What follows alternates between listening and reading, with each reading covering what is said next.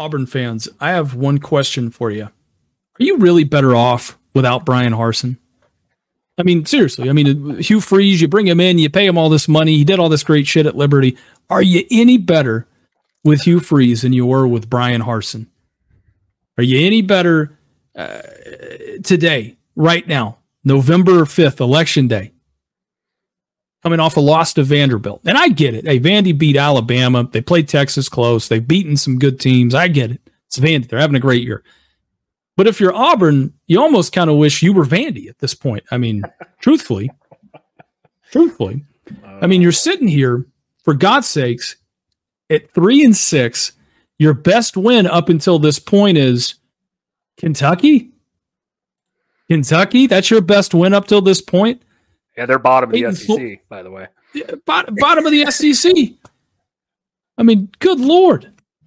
What are we doing here? And I'm going to answer the question for you. No. You know, there was an article that came out, and I'll throw it over to Chris here. Right now, Hugh Freeze is sitting at 9-13, in 2 years at Auburn. Our guy, Harsin, was 9-12, didn't even make it all the way through his full second season at Auburn before he got let go. So my question is, Chris, to you is, what's your thoughts? Are they better off with him or without him? No, they need to get rid of him. I never thought Hugh Freeze was an elite coach, and I don't think he's personally even that good a guy, to be honest with you. Not that that necessarily matters. But yeah, Bryan Harsin didn't get long enough there to even dip his feet in, honestly. They let him go right away. Look, Auburn, this is funny. All these people thought this offseason, we released a video, thought we were crazy for saying Auburn was going to go 6-6 this year. They were penciled at 7.5 wins. I actually already won my bet. I actually got my money because, I mean, you look at the schedule and you look at Auburn in totality here, dude. They haven't been very good. I get the expectation is like a Florida, like a Nebraska. They want to win. The fan base expects to win. They're in that same category, same group. I'm not an Auburn fan by any means, but I like college football better when Auburn was relevant. They have been terrible. And Hugh Freeze is not the answer. Look at this win-loss. I mean, losing to Arkansas, who just got blown out. You lost to Cal, who Florida State somehow beat. You beat Kentucky, congratulations, but you lose to Vandy. And Christian, I think that all-time series between Vandy and Auburn is like 32-31 or something like that. I'm with you. Hugh Freeze is not a good coach. I don't think he should have been hired there.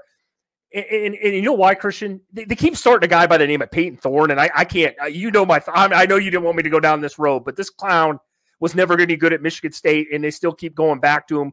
They got some other guy by the name of the most generic name in the world, and Hank Brown. He's not any good either. Look, man, if I'm Auburn, man, Hugh Freeze needs to go. And Christian, correct me if I'm wrong here. I'll throw it back to you. They have no plans of getting rid of him, right? He's not even on the hot seat. That's what you keep reading. I mean, they keep saying it, but I mean, they keep firing coaches. I mean, you go back to Gus Malzahn, right? I mean, Malzahn right now is sitting over there at Central Florida. Yeah, I mean, he's probably. I mean, again, they're not having the greatest season, but they'll figure it out. Malzahn will be okay. But my whole point is looking at Auburn. You're exactly right, Chris. I mean, Peyton Thorne can throw the ball better, I think, than these guys. You know what I mean? But he also turns the ball over the most compared to these other guys, right? I mean, don't get me wrong. I think Hank Brown and Walker White, they can be good. They just need time to develop.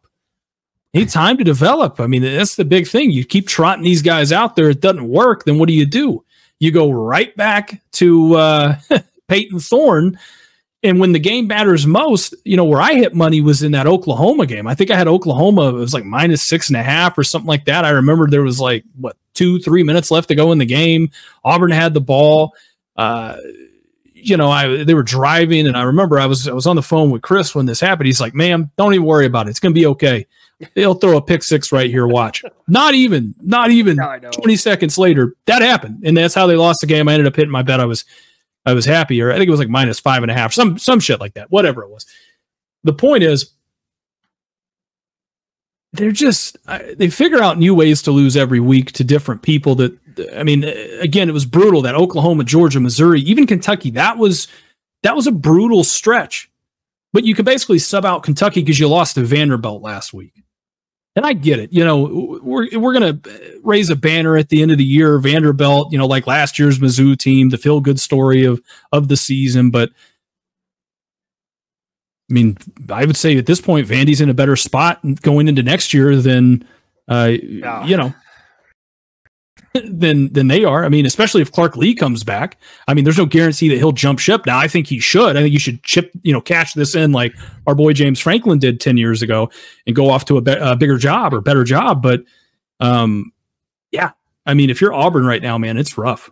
Well, and that's the thing. Like, you know, I like I said, I'm not from Auburn and all that, but like I remember Auburn as this team with great running backs and elite level defenses, right? You remember the days of Cadillac Williams and even Kerryon Johnson and Barber and all these great running backs where they could run the football and they played great defense. Now, outside of the year, even when they had Cam Newton, we all know he was all world and he was one of the best college players ever. I get that.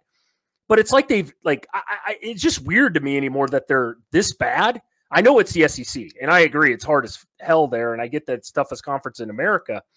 But you're losing to teams like Oklahoma now, who isn't any good. You're losing to Missouri, who's obviously not a very good football team this year at all. You're barely beating Kentucky, losing to Vandy. You lose to Arkansas, like I mentioned. Like, at what point does Auburn just start over and start going back to what they used to do? I know you could say that. I know it's not easy to do. I get that. Nebraska, I wish they would go back to the ways of doing stuff, not even back to the 90s, but even the 2000s of just pounding the football, playing great defense. You know, it just seems like Auburn anymore has become irrelevant.